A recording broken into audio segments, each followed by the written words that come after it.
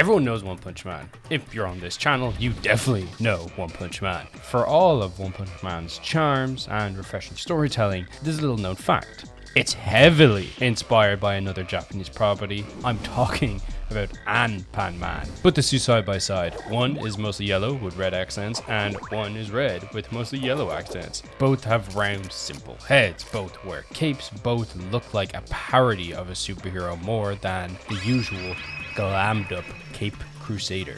The idea of this video is to compare One Punch Man and AnPanMan as franchises, then compare Saitama and AnPanMan as characters, and finally look at how each creator's lived experience shaped what they made. My objective isn't to say that One Punch Man just copied AnPanMan. It's like every new piece of modern media. It takes inspiration from something else and redefines it for either a new generation or a new topic. It simply took elements that also match the tone that one wanted to hit. And yes, the connection is literally in the title, because in Japan, One Punch Man is spelt One Punch Man.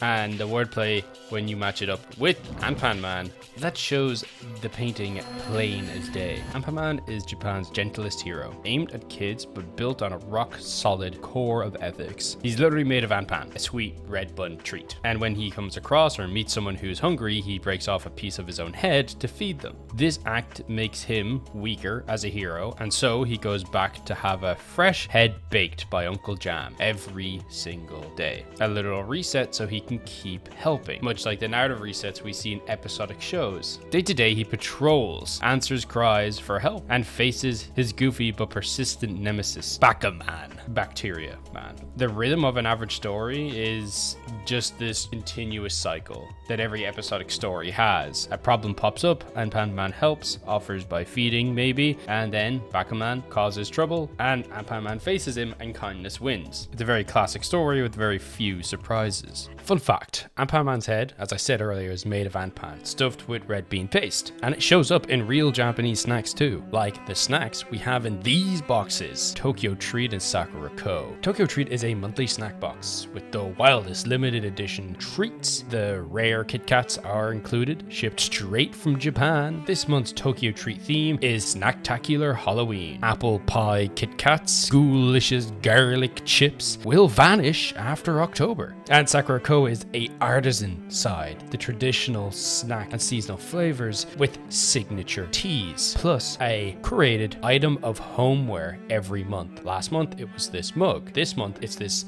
tea towel. And Sakura Co is going full Ninko's Autumn Splendor. Crisp Toyo vibes with sweet potato, Kinko Kuba crisps, all pairing beautifully with Autumn Centura tea. Alright, so straight off the bat, the apple Kit Kat, I was about to eat it, but then my brother snatched it out of my hand because his favorite treat is apple pie. My favorite Moji Manju. It's a lovely cake filled with red bean paste, just like AnPanMan.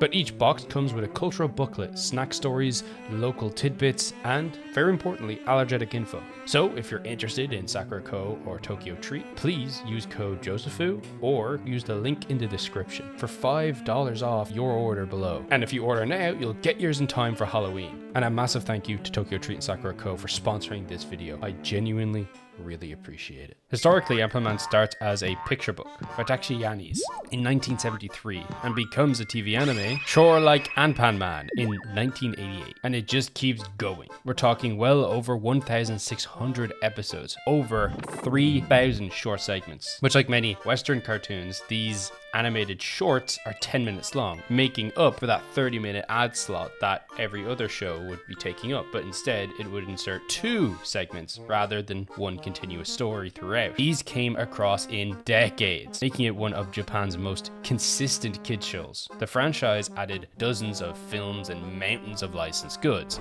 spanning from toys, games, books, and even play schools and museums, where kids can hop straight into the world of Anpan. And its impact and scale can be seen in literal world records. AnPanMan was certified by Guinness World Records for the most characters in an animated series, with 1,768 unique characters across early episodes and films. This is not spanning the new material seen on Netflix and a few other properties. That's how sprawling and community-minded the world is. an entire town of helpers, food, and friends. Contextually, AnPanMan launched into the TV landscape, already rich with long-term runners like Doraemon and Sanzi-san. But instead of young children, it aimed for, toddler friendly, that lane that it has been in and owned ever since then. The average episode was 2 short stories, as I said before. Bacteria Man hatches a plan, someone gets in trouble, and AnPanMan and his friends solve it, and a reset for the next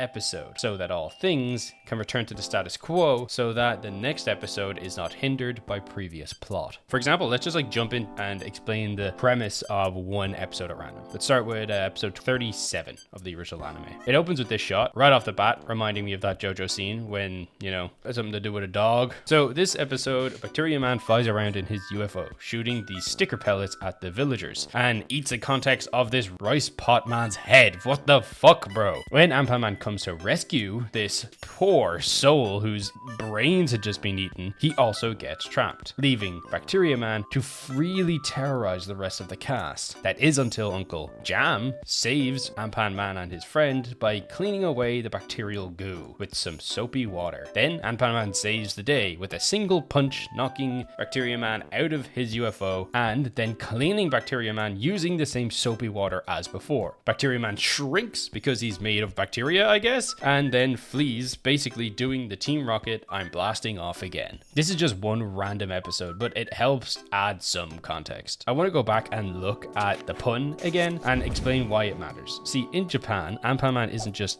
trivia. It's early childhood muscle memory. Kids meet him in picture books and TV shows, songs, birthday trips, and as I said, AnPanMan museums and play schools, he is everywhere. He has an entire ecosystem. So, of course, when One Punch Man shows up as AnPanMan, Japanese viewers instantly hear the pun and feel the vibe, playing into that nostalgia of their childhood hero and repurposing said nostalgia for a new story. Overseas, most of us missed that fact. So Saitama reads first as a deadpan gag and nothing else. But once you know the AnPanMan context, One Punch Man's punchline sharpens at least a little. I think if someone did a spiritual successor to Dustin the Turkey that focuses on modern problems but with a, form of massive twist like One Punch Man has, I don't know, sending him to fucking Eurovision, that would be pretty cool, and I could understand that impact as an Irishman. But if something like that did happen, he would 100% win Eurovision. So there's no point in doing that, because we're not going this year. Takeshi Yanai, the creator of AnPanMan, was born in 1919 and died 2013. So obviously this means he served in the Imperial Army and experienced starvation during the war. He later said those memories haunted him. He dreamed of eating AnPan, and out of that longing came the idea for a hero who literally gives bread of himself to the hungry. He created the hero that would have saved him. That's not a metaphor tacked on after the fact. That's the origin to the story. When the problem is hunger, all you can think about is that nourishment. AnPanMan is that hell made into a character to resolve that issue. So when you watch AnPanMan, you're not just watching some random kid fluff. Because one, you are, but you're also seeing a war-shaped adult create stories in a world where sharing and maintenance beat aggression every time. No glory, no real battles where people suffer, just a hero who arrives, feeds, fixes, and flies off to the next episode. Now flip to One Punch Man. Saitama's design completely riffs on AnPanMan. Yellow jumpsuit, red gloves, white cape, and color inversion of AnPanMan's red with yellow accents. A deliberately plain round head, uncool silhouette. This hero values his spirit, not his drip. And this is exactly how one as an individual talks about Saitama in interviews. He says that there is enough cool looking heroes in the world. He just wants a hero defined by what he does and not on how he looks. Saitama's day-to-day is an adult remix of, AnPanMan's loop in many ways. He shows up for, these massive problems, but lets other heroes take the credit most of the time, remaining humble and keeps going even when the Hero Association ranks don't respect him. The famous gag, one punch solves every problem, is this like structural trick. With the physical situation trivialized, the story turns to post-victory emptiness and meaning. It focuses the narrative on purpose. AnPanMan uses feeding to directly spotlight from spectacle to care. One Punch Man uses instant wins to redirect the spotlight from spectacle to why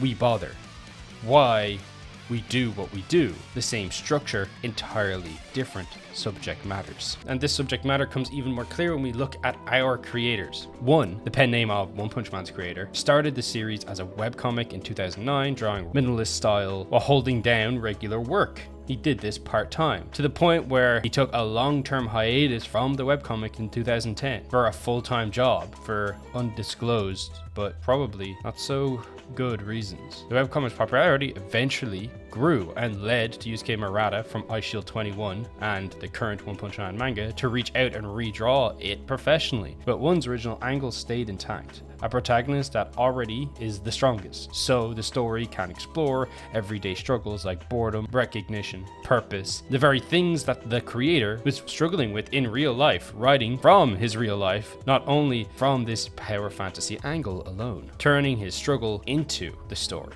There's a clear rhyme between these two creators. Yasmin takes that sanctity, that trauma, and turns it into a hero who gives. One takes working adult malice and depression and turns it into a hero who shows up without needing applause, and both rejects the idea that heroism equals spectacle, at least in his visuals. Both insist that doing what they think is the right thing is the right thing to do.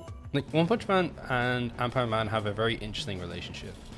They have the same audience. The kids that watched AnPanMan grew up to watch One Punch Man. Obviously, One Punch Man blew up to a, global scale, in which AnPanMan didn't.